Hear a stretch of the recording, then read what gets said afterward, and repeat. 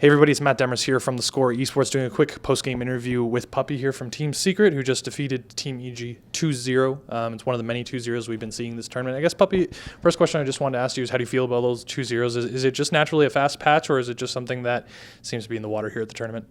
I think a lot of teams already have figured out what they want to do after DAC, because DAC was like a confusing patch for everyone, and during the times of 2 months already, everybody starts understanding what they really want to do. So teams are kind of, when they get ahead, they get ahead. So momentum-based game right now, creeps give less gold, towers give more, Roshan is more important, and once you get the momentum, you maybe feel better, feel more confident, and you play better. Yeah, that was something we were just sitting in the other room watching. I think LGD.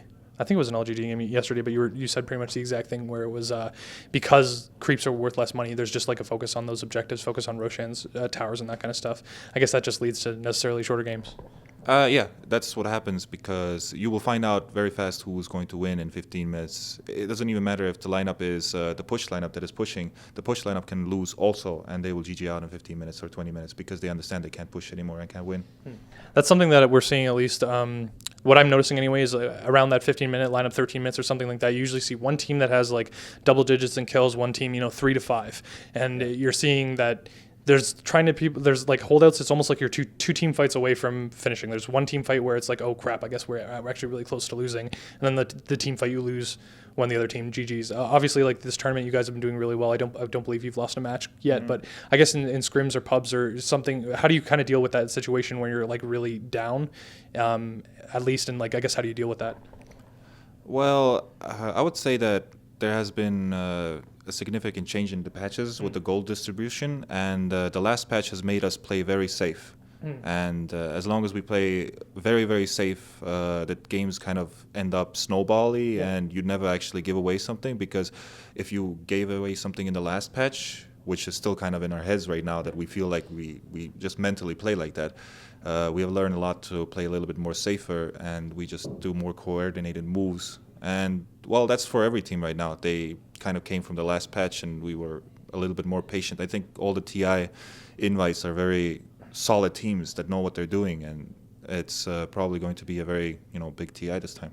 Xiaowei was saying, I interviewed him yesterday, and he said it was almost like the results for the tournaments didn't matter. It was more of just being able to play as many different teams with as many different play styles as possible. Do you agree with that?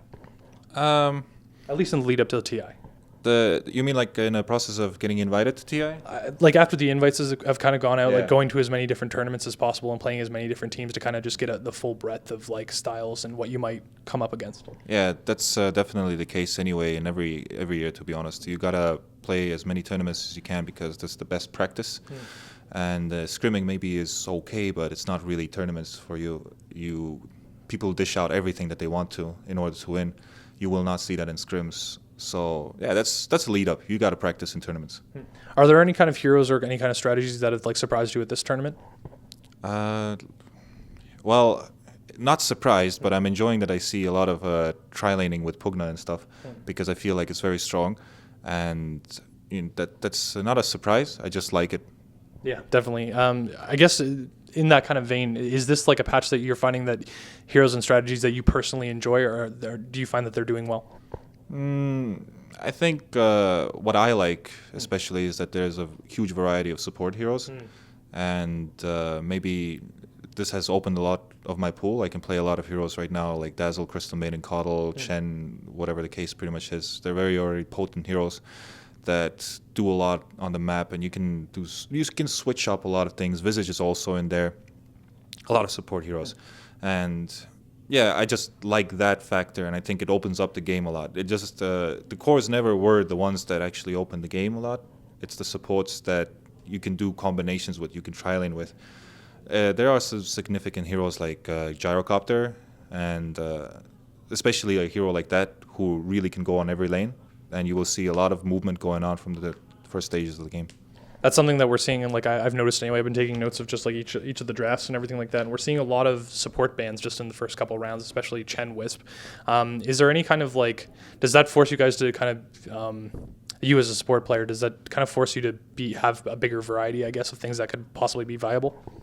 Well, since there are heroes that they need to ban, you will open up things for your other cores. and the support's job is pretty much to make other cores feel better.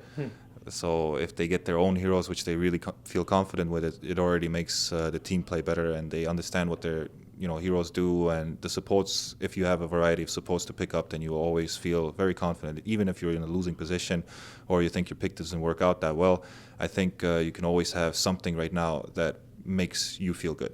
And that's always good. It's better than kind of like picking a hero that you feel like you have to, or like you're just useless on, I guess. It's kind of a greater variety, and it allows you to at least have like I wouldn't say a fighting chance, but always feel that you're, I guess, useful at least. Yeah, well, I think all teams here are quite confident on whatever they're doing, and they're all connected pretty much to the solid lineups that they really wish to play. It doesn't matter what the enemy plays, they will still want to play their solid lineups because they have the variety of choices right now.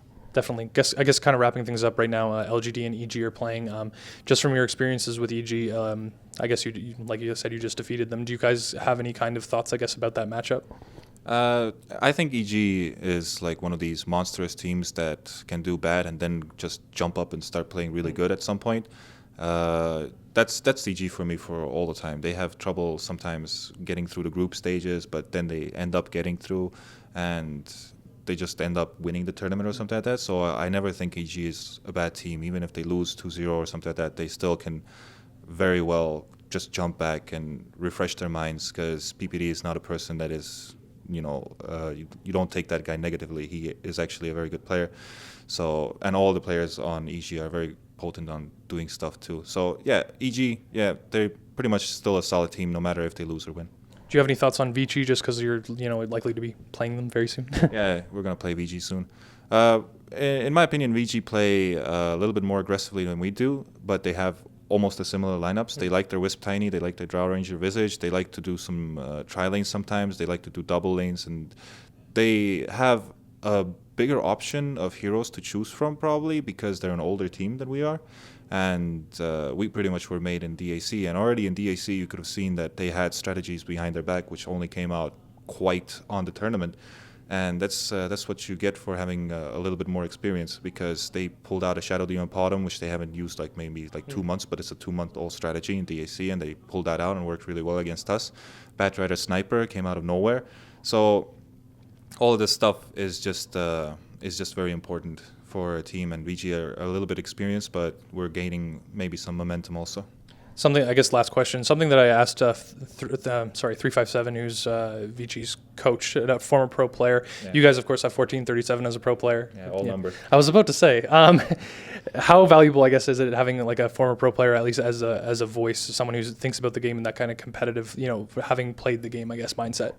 A coach is very important, and it's a new job pretty much in the Dota industry to have a coach. There have been coaches before, like DC for eHome, and he was phenomenal at his job because he knew what he was doing. Now he's a caster and phenomenal at his job again. But I think the coach area of Dota is a thing that needs to be taken a huge look at, because it's quite important, and it becomes like the game becomes more professional if everybody starts having that factor in the game, because it's already it's growing. Understand, if there's 5 people playing the game with no manager, nothing behind them, it's like whatever. But when they start getting managers, when they start getting coaches, when they start getting maybe another guy that does media for them constantly, that stuff becomes professional. And as long as it's just growing, I think it's very good. It also kind of, I guess as a last comment, it also kind of makes sure that there's other jobs for people as they stop playing. They're able to move on into other jobs. Have you ever kind of thought about once you're done playing, what you whether you kind of want to go into a coach role or something like that? I think those things will come to me naturally. I don't even need to think about them, because I already see that the options are there, but I don't close into anything, because I need to be a player first right now. And as long as I don't push myself into thinking about stuff like that, I will probably play better. That's always good to hear. Thank you so much, Puppey, for talking to us. Really appreciate it. If you guys are looking for more interviews, in-depth analysis, and live stats, you can check out theScore eSports.com and our app, where you can find all those lovely things. We'll be doing more interviews from the summit. It's day 4 right now, but we still got another one to go. But for now, thanks a lot. Have a good day, and thanks for watching.